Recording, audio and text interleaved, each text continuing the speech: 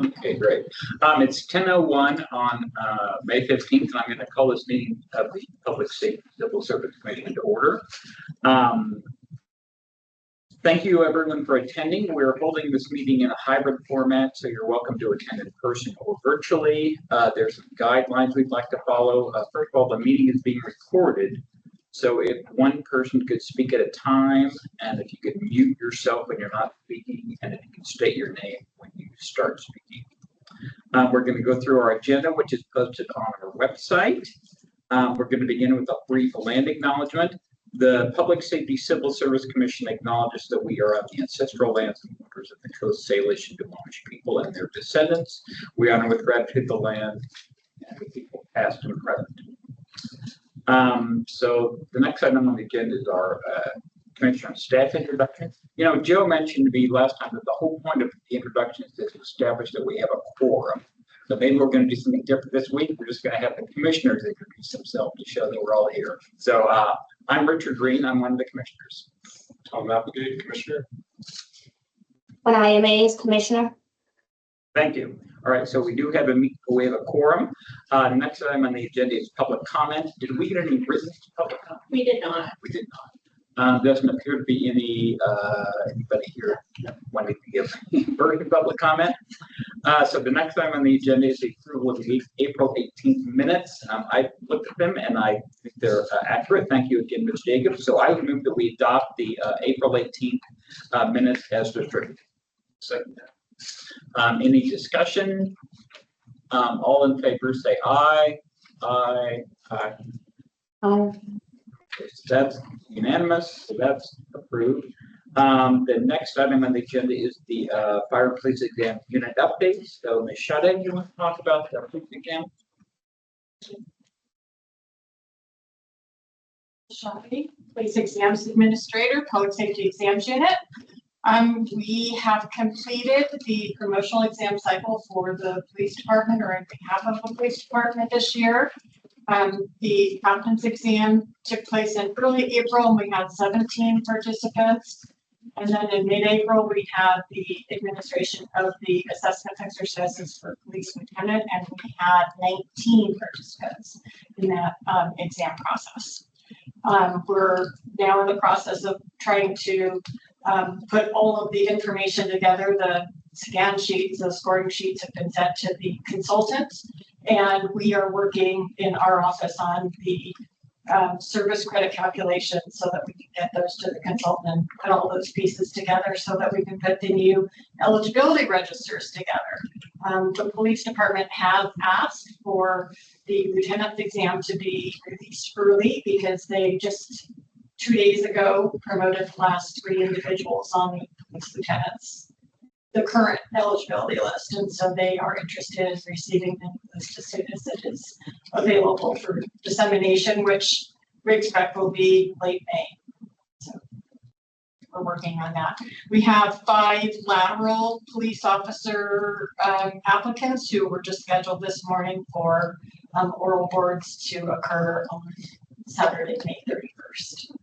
And the entry level, I'm not sure if we have Adelaide online or not.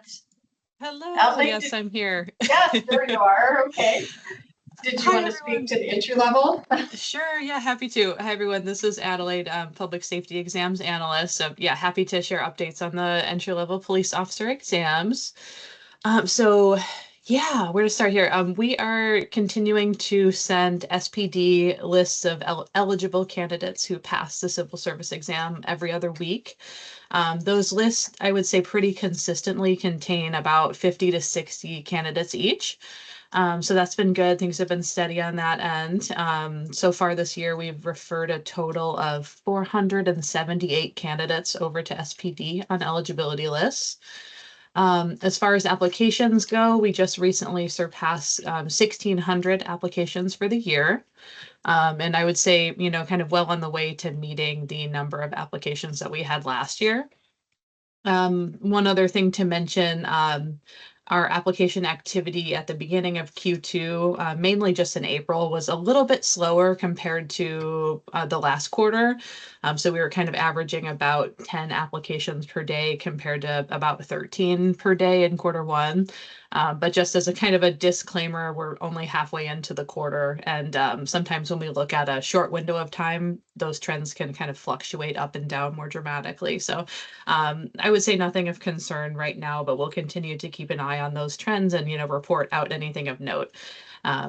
In terms of exam performance, our exam pass rates have been on the rise actually, so that's been kind of encouraging. Last year we had a pass rate of about 70%, and this year it's been 76%. So even though there's been that small dip in applications in April, our eligibility lists have kind of remained the same size. So yeah, that's I think that's about it that I have for entry level. And I think Rachel covered lateral. Yeah, we've got our next lateral oral board exam on the 31st. And I think we have about 5 participants scheduled for that so far. Yeah, thank you. Thank you. Any questions for Rachel or Adelaide? I have a question. I'm not sure if this is something that you would address, Rachel, or maybe this would be more appropriate for you, Andrea. But I can understand the benefits of if the list has been exhausted, wanting to get the new list published early. And I'm trying to remember, what are the challenges to publishing this list early? What's the downside of doing that? Well, I don't think that there is much of a downside. I'd love to hear what you have to say. Especially when the police department or the fire department lets us know so far in advance, which the Seattle Police Department did in this case a few months ago, reached out. And it was more of a question, is it possible? So if it weren't possible, we would not be able to do it and just say, no, we're prioritizing, completing everything on time. The list will not expire any sooner. We will still make it expire on the regular date, which is July 15th, 2 years from its publication, or 2 years later than its publication. So, I, off the top of my head, can't think of a downside. Really, the downside would be if it were in addition to our work such that we were not able to complete all of the other necessary work. There is a body of work that needs to be completed after each exam is administered. That's all. As long as there's no pressure to get it done sooner than we're able to do, then there's really no downside. Yeah, and in the past we've said it's just not possible with our workload, especially, we have serving the needs of both departments. Sure. And it's, they've taken that news very well. Okay, great, thank you. Yeah. Any other questions? Thank you. So next for power exam, Shika Grace Matsui, you want to tell us about that? Sure. Hi, I'm Yoshiko Grace Matsui, Fire Exams Administrator. Thank you for being here with us today. I have a couple of updates about how things are going with our promotional exams. We are right now preparing for the next 2 days to administer our oral boards for the fire lieutenant's exam. So those are administered here in the building in person, where we have as of today, I think 53 candidates are coming in to do 2 oral boards, and it takes quite a bit of staff time in preparation and administration. So I'm going to say thank you to Rachel and Adelaide and Amy Jo and everyone who's helped with that prep so far. And then we have a staff of about 20 people that need to help us put on the actual administration, including 8 people who do proctoring in the room, folks who help with the preparation period, and Teresa is one of those folks. I know Mike will be there, Sarah Butler will be there. We have to staff the lobby check-in area. We have to staff a holding room where folks are waiting to get released from their times. We have folks like Adelaide who are going to be reviewing all of the recordings to make sure we have good and clear picture and sound on each of those. So it really takes about a small army of 20 or so people in order to pull that off. And you may know that we typically, or for the past 23 years, have been co-located in the Seattle Department of Human Resources, and we're able to take advantage of all of their rooms and staff that were our coworkers. But because of an agreement that we have with SDHR, most of the folks who are helping us are still from that area. So many of the people who will be assisting us are from SDHR, and I appreciate their collaboration in assisting us as well. There'll also be a couple members from the development committee there who typically help us with kind of the in and out. So greeting people, trying to get them to feel comfortable while they're there, and then waiting with them as they're on their way to being released. So thank you to the fire department for their continued support with our development committee as well. And I will let you know, of course, after that is administered, how it went. The fireboat engineer exam, the next large component that's coming up for that is the written exam. And so that's happening in June, the first week of June, I believe. Currently, we have 4, I believe, candidates who are scheduled to take that test. We just had someone who was promoted off the list, and so they dropped off the candidate list to reapply to take the promotional exam because they achieved their promotion. We, of course, are getting underway for firefighter on our new annual cycle. We have worked on getting a facility secured for that. Vendor contracts already signed, going in that way. We're actually in the process of recruiting development committee members for the oral board component right now.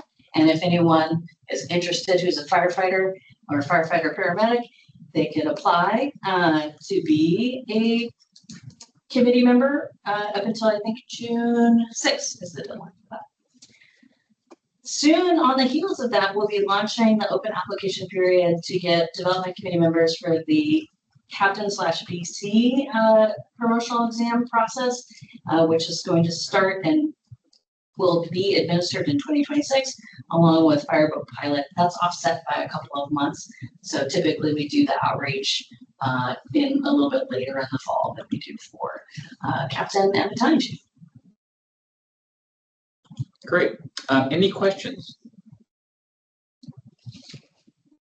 All right, thank you very much. Is Mr. McKenzie here till? There we go.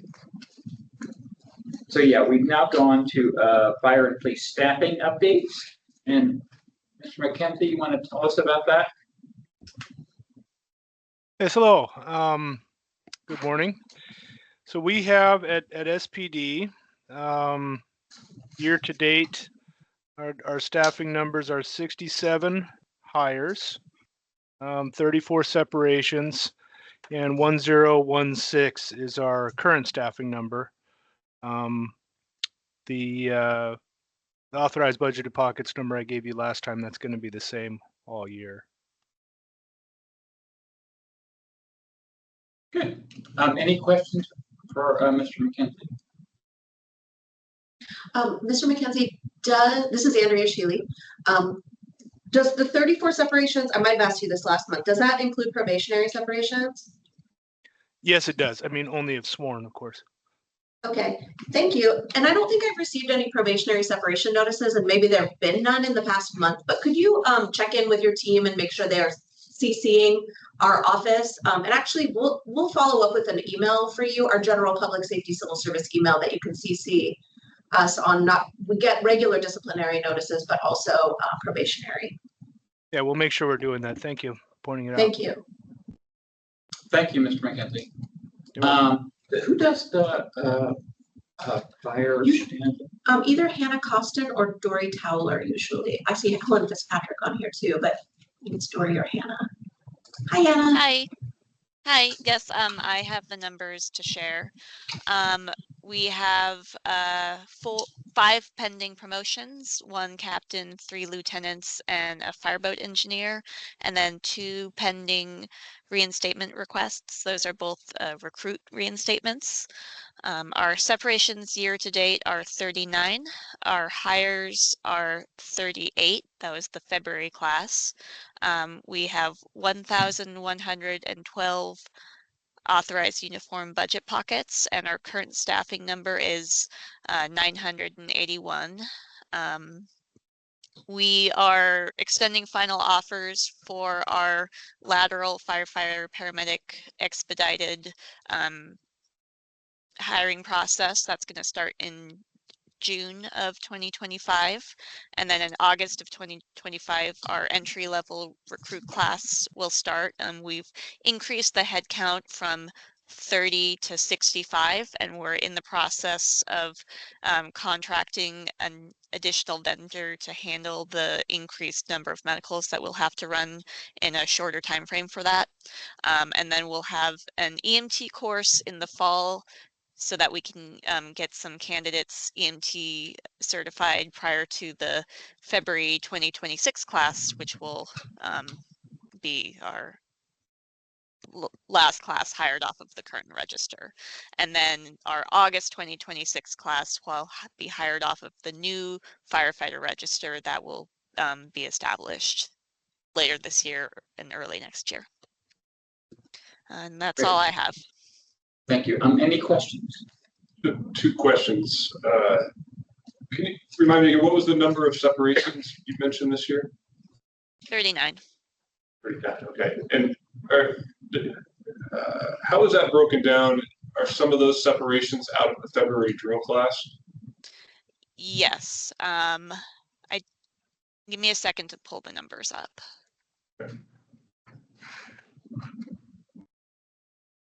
The other number, while you're looking, it might be in a similar spot, is how many folks are still in the February drill class as part of it, I guess.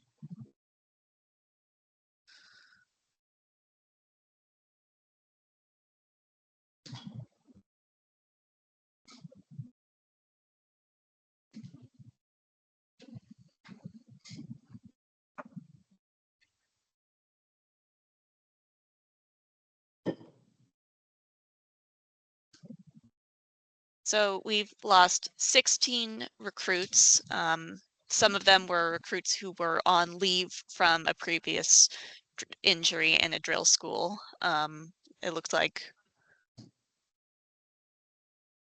about 7 were directly from the February drill school. So I believe altogether, let's see.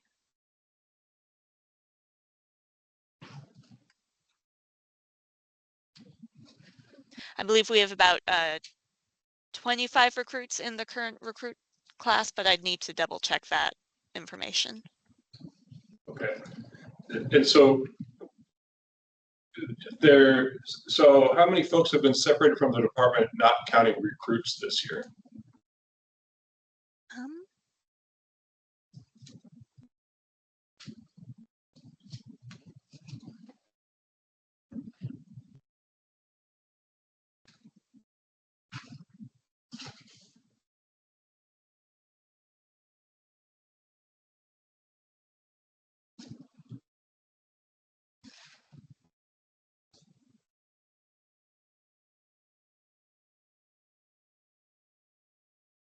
We've had 20 retirements, and then we have some that are pending, but those haven't occurred yet.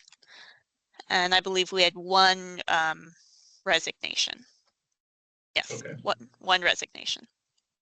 So not counting recruits, we have roughly 21 separations of actual firefighters, and there's 25 folks still in this recruit class, or roughly 25. So we're actually, as of right now, a net of 4 year to date, assuming that these 25 make it through recruit class. Mm-hmm. Does that sound accurate? Am I thinking of that correctly? Sure. Okay, thank you. Any other questions? Great. All right. Thank you very much. Next item on the agenda is the Executive Director of Budget and Departmental Updates. Ms. Shealy, tell us about that. Yes, thank you, Chair Green.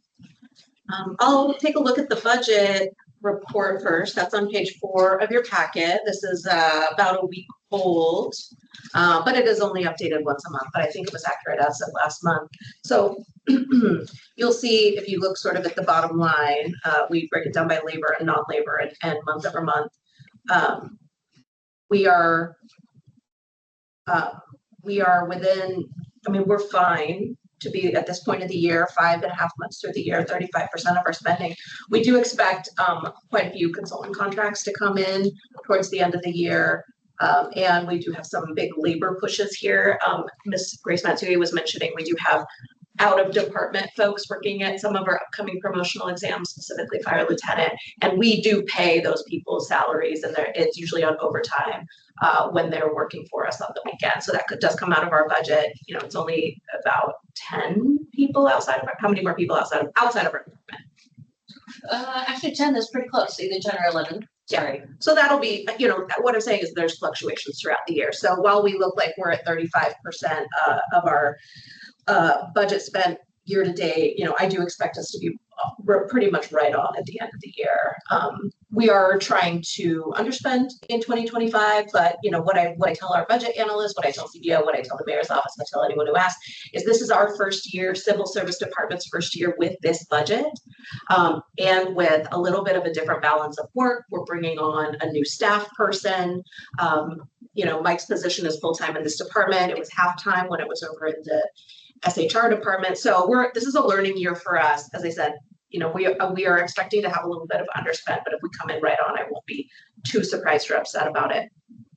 And working towards developing the 2026 budget with our brand new budget analyst. So lots of learning, but luckily we have lots of supportive partners around the city in the FAS department, in CBO, to support us in this work.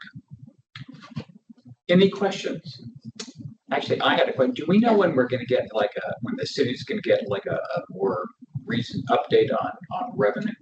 Yeah, we did get an update. There was I think they had an April budget forecast. And the news is not good. Revenues are coming in even lower than where they had expected at the end of last year and earlier this year. And so the city council did adopt, I think they call it a pessimistic budget outlook. And so it is not some of the conversations about that are sort of confidential. I wouldn't be allowed to talk about them in an open public meeting, but the mayor and the budget office have directed us and all departments, you know, with underspent targets. And so we are in discussion with the city budget office on that and reductions for 2026. All right, thank you much. Any further questions? I have a little bit more for our updates. If you Sure. I actually want to I have Mike Nelson here, who's the public safety exams manager, and Sarah Butler both have a little bit of information to share. Mike is going to talk a little bit about just give us an update on the hiring process for our new position. Thank you. Hi, Mike Nelson, Public Safety Exams Manager. I always been sometimes online, so I don't want to forget you all. Yes, happy to update on the new senior exams analyst position. So in response to the moving to an annual firefighter exam, the City Council authorized funding for a new position because of their overall arching interest and support of public safety, and that continues despite of economic challenges and downturns. So with that, we had received 39 applicants. Of those 39 applicants, 21 of them met the minimum qualifications. 17 of them went on to resume review. 8 of them were actually interviewed on our first round of interview. And hot off the press, the folks who did the first round interview just met prior to this meeting and have now going to be moving forward to the second round for people. So we don't even know yet, so shh. But I'm not saying who. And that's going to be next Thursday, second round interviews. So we're just moving full speed ahead. Some great, wonderful candidates. And I want to give a special shout out to SFD, SPD, SDHR for helping us throughout this entire hiring process and the interviews, and the resume reviews, and especially Lindsay King from SDHR. She has been a wonderful steward of us to keep us on track to hire our next senior exam. Thanks, Mike. Thank you. I had a question. So the second round is next Thursday. So are you going to make a decision then? Who makes that decision ultimately? Is it you or Mike? Or Mike is the hiring manager, okay. And it's going to be Yoshiko, Mike, and I on the second interview. Okay, so you're going to make a decision that day? Do you think?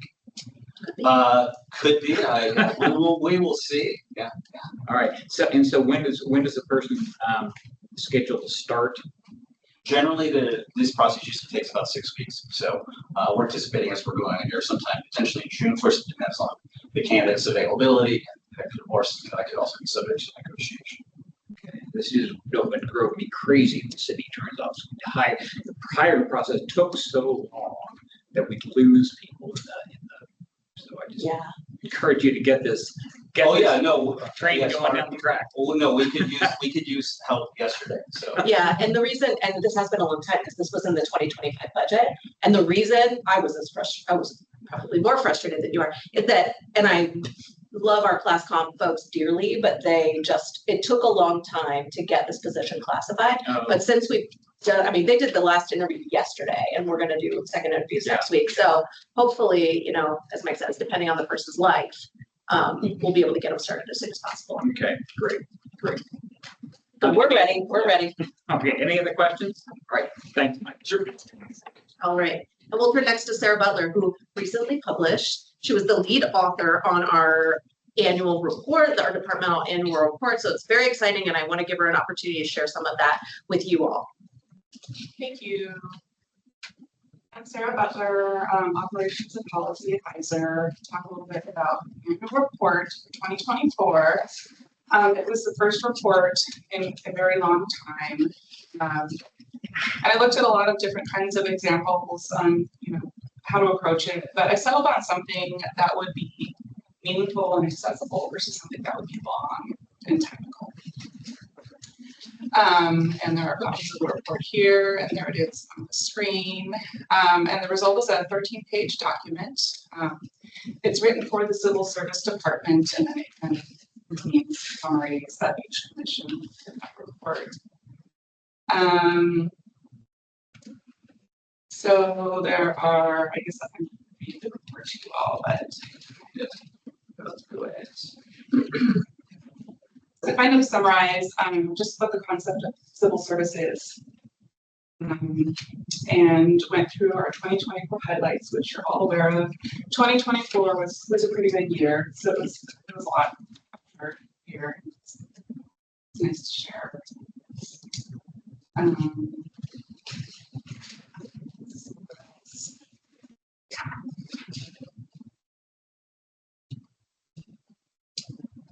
Yeah, so some more background, our organization, our staffing.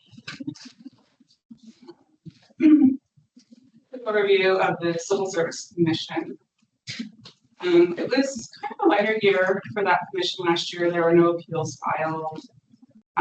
We are getting back into the habit, and it's okay, struggling a little bit to go through this.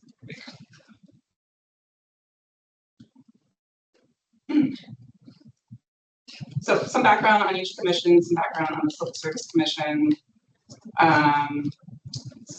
Both commissions have a function of receiving and reviewing probationary dismissals and then higher levels of discipline from each department, and that's the case for the civilian and public safety civil service commissions. There were no appeals to either commission last year.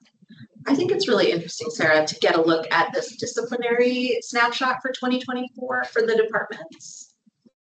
Is there anything interesting that you noted about that?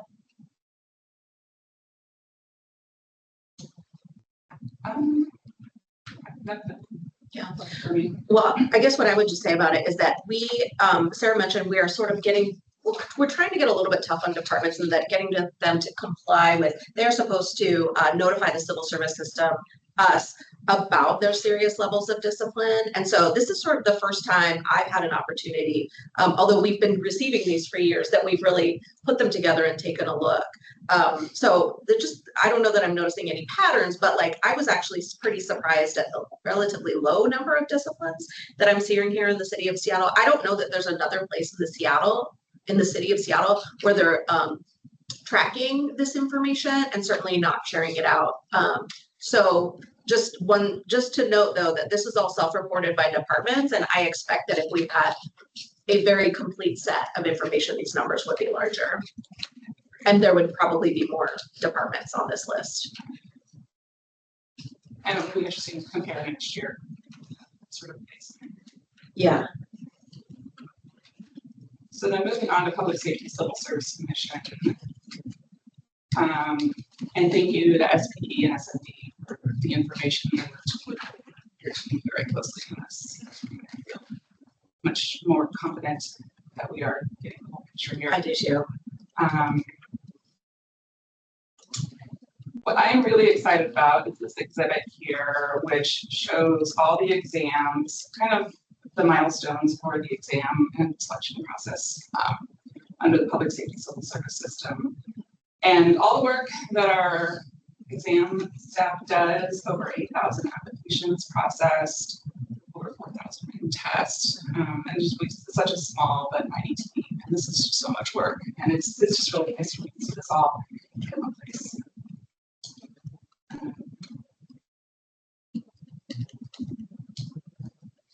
And then there were some other things we tracked under the public safety civil service system, requests from former public safety employees for placement on the reinstatement eligible register. There were 40 last year. That was higher than in many years because there was a reinstatement change around it. And then moving over to probationary dismissals and then higher levels of discipline. This is what was reported from the police and fire departments. I think there were 8 appeals. Well, there were 7 appeals and 1 complaint filed in 2024. Thank you so much, Sarah. Anyone have any questions for Sarah? One thing I noticed, I was just curious, I didn't see fire lieutenant on this list here of the application exam registers. So it seems like, I don't know if that was intentional or. Fire lieutenant is this year. Oh, those I see. exams are every 2 Well, years. that makes sense. Yeah, Okay. yeah. So you're right. There will be some ranks missing from this list, but they're not really missing. They're just didn't get tested that year. I think you all did more work than what's on here, so that's not in there. Yeah, well, I mean, I just really want to recognize our team too. Like this, we talk about their work a lot in this meeting, but like citywide, in the city of Seattle as an employer and as an organization, but also in the city of Seattle generally, like this work is largely unknown, but it is really crucial. It is the first part of hiring our public safety employees. It is so important, and our staff does such an incredible job. They do it with, integrity, ethics, and these people work so hard for the city of Seattle. So I just am really happy that this is one little snapshot of the volume of work, and there's a lot more than that, of course, but I really appreciate it, and I'm really proud of the work that this team is doing and has been doing for a very long time. Yes, great. Any further questions? Okay, well, thank you, Sarah. Sarah, this is really wonderful. Very helpful. All right, moving right along, the next item on the agenda is case status report. Sheila? Yes, thank you. Okay, the case status report, I believe for England and Hill has not changed since last month. Maybe we held nope, we did not hold a pre-hearing conference in England. That was in February. So we are headed towards hearing in both of these matters. And just like last month, we have a training scheduled for the summer to help prepare commissioners to hear the Hill matter. That is the one that is scheduled first. I believe we're still working on scheduling in the England case. They had a changeover of attorney in the city attorney's office, so that case did get a little bit slowed down as that new attorney got onboarded, but it's moving along now and they're in the discovery phase. Great. So the next item on the agenda is exam protest, of which they were done, so that's great. Yes, that is really wonderful. Thank you, Rachel. And is there any old or new business that we need to address? All right, so I think we want to go into executive session, and let me read what Joe told me to read. The commission will now go into executive session to discuss a legal counsel representing the agency, litigation or potential litigation related to proposed action or current practice pursuant to RCW 423110. The commission will not be taking action today following the executive session. So this meeting will be adjourned at the conclusion of the executive session. So I think Thank you. we are now at 10:35 and we are essentially done. Commissioner Mays will call you from the executive session to get you on the line. Sounds good. Thank you. Tell us how much time. Oh, no, we're not coming back. They're not. We're not coming back. Thank you. Great. Thank you, everyone. Oh, and Teresa printed you all a copy of the new rules that you passed last